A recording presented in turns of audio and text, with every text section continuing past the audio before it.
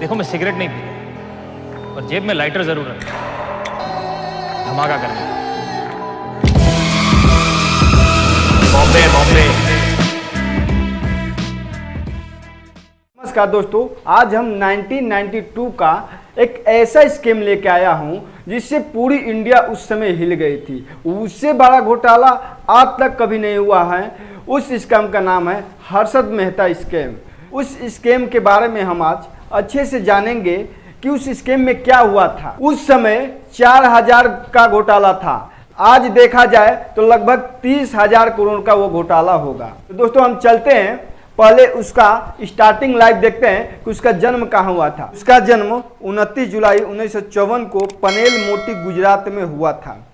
उनका बचपन मुंबई में गुजरा क्योंकि उनके पिता जन्म के बाद मुंबई चले आए व्यवसाय के कारण, लेकिन वहाँ पर उनकी व्यवसाय नहीं चल पाने कारण वो फिर छत्तीसगढ़ रायपुर में आके बस गए। हर्षद मेहता का सेकेंडरी पढ़ाई छत्तीसगढ़ रायपुर में ही हुआ था। मुंबई बीकॉम की पढ़ाई करने के लिए चला गया।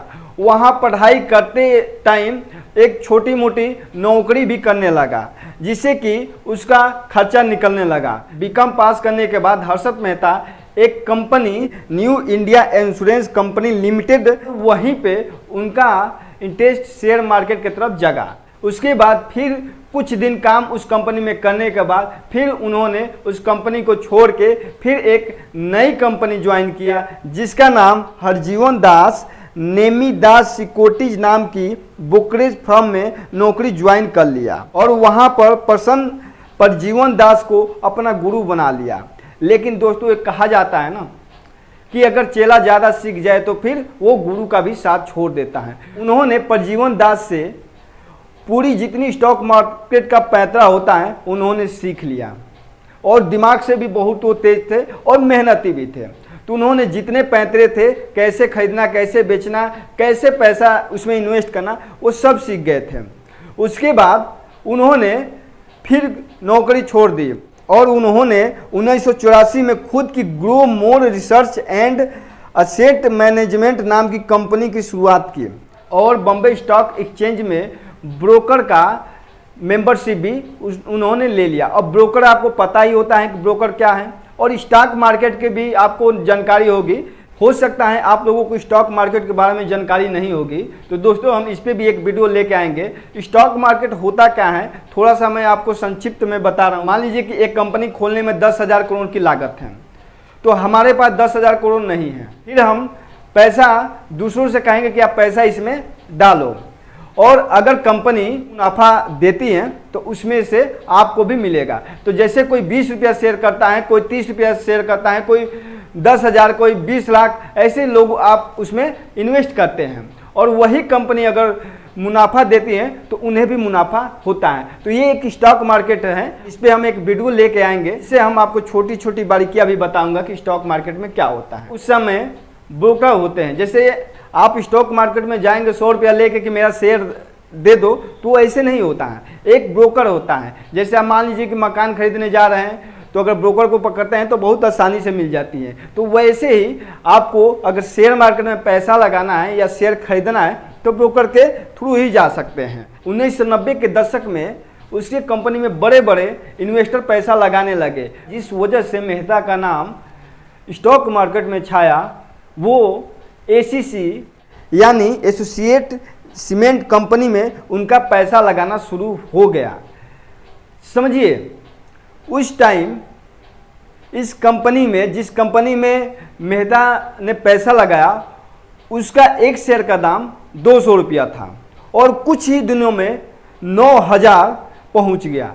मतलब अगर आप किसी कंपनी में 200 रुपया लगाए और वो 9,000 पे पहुंच गया, समझिए कि आप कितना % प्रॉफिट लिए। लेकिन इसके पीछे हम रीजन जो है वो हम बताऊंगा कि ये कैसे, जिस कंपनी में पैसा लगाता था वो कंपनी अचानक ही प्रॉफिट में चली जाती थी। कंपनी की वजह से इसका नाम और छाने लगा, बड़े बड़े मैगजीनों अखबारों में इसका नाम का सिक्का चलने लगा कि हर्षद मेहता जिस कंपनी में पैसा लगाता है उसमें लोग आंख बंद करके लगाना चालू कर देते। हर्षद मेहता का नाम बड़ी अदब से लिया जाने लगा।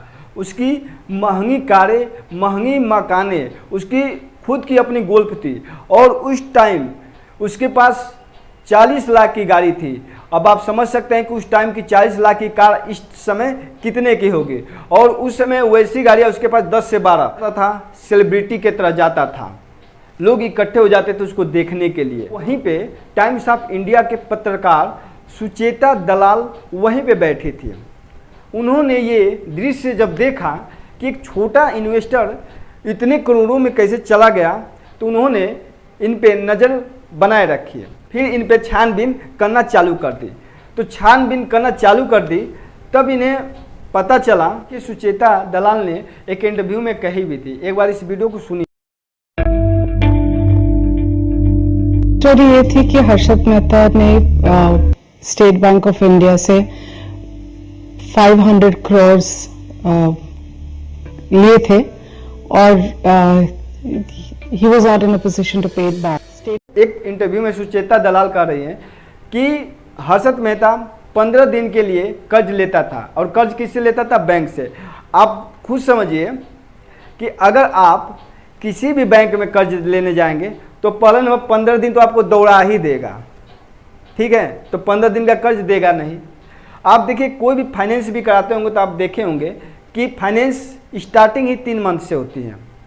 3 मंथ से स्टार्टिंग होती है, 3, 6, 9, 12 ये आपका मंथ जाता है। लेकिन वो 15 दिन के लिए कर्ज ले लेता था और वो इंटरेस्ट के साथ लौटा भी देता था। ये बात सुचेता दलाल को पता चला। खुद उस टाइम लोन दूसरे बैंक से नहीं लेती थी, तो वो एक ब्रोकर को पकड़ती थी। और ये उस टाइम का हर्षद मेहता बहुत बड़े ब्रोकर थे जिनकी खुद की अपनी कंपनी भी थी।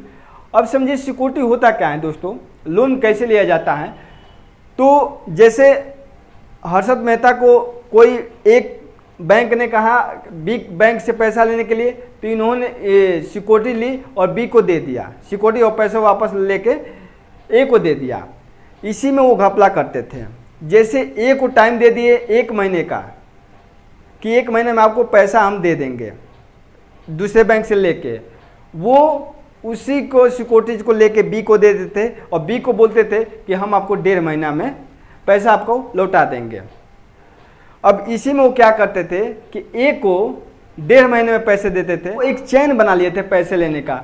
ए से पैसा ए को पैसे की जरूरत होगी तो बी से ले लिए, अगर ए ने मांगने लगा तो सी बैंक से पैसा ले लिए, सी ने मांगने लगा तो डी से ले लिए। उनका ये चैन चलने लगा। जैसे हम लोग देखे होंगे बहुत से लोग होते हैं कि जैसे आपसे कर्ज ले लिए, अगर आप मांगेंगे तो बी से ले लिए, अगर बी मांगेगा तो सी से लेके बी को दे देंगे। तो वैसा एक चैन चलने लगता है और उसके बारे में पता नहीं चलता है कि इसके पास पैसा कितने हैं, वही होता था। और जो गैप होता था उस पैसे की, वो पैसा शेयर मार्केट में लगा देता था। और वो खुद कहता भी था कि आप इस कंपनी में शेयर लगाइए, और लोग लगाते थे और जैसे वो शेयर हाइक होती थी शेयर सेल कर देता था और बहुत सारा पैसा कमा लेता था। वैसे ही सुचेता दलाल ने उसे पकड़ लिया, जिससे कि उसका खुलासा हो गया। Yes, the money was paid to the Honorable P.V. Narasimha Rao, the Prime Minister of India. Harshad Mehta ने 1993 में पूर्व प्रधानमंत्री श्री नरसिम्हा राव और उस टाइम के कांग्रेस के अध्यक्ष थे, उन पे भी आरोप लगा दिए कि हम इनको 1 करोड़ रुपया दिया हूँ घूस। हालांकि इस पे कोई सबूत नहीं मिला। हर्षद मेहता पे कई 100 केस चल रहा था, लेकिन सुप्रीम कोर्ट ने एक केस में ही दोषी पाया गया था और सुप्रीम कोर्ट ने उसे 5 साल की सज़ा और 25,000 की जुर्माना लगाई थी। तो दोस्तों, वो मुंबई जेल में बंद था। 31 दिसंबर 2001 को अचानक उसके चेस्ट में दर्द होता है। जैसे ही उसको हॉस्पिटल ले जाया जा रहा था, रास्ते में ही उसका मृत्यु हो गई। आप लोग बताना कि ये वीडियो कैसा लगा और अगला वीडियो किस पे लेके आऊँ, आप लोग बताना, कमेंट करके बताना। अगर वीडियो अच्छी लगे तो लाइक और सब्सक्राइब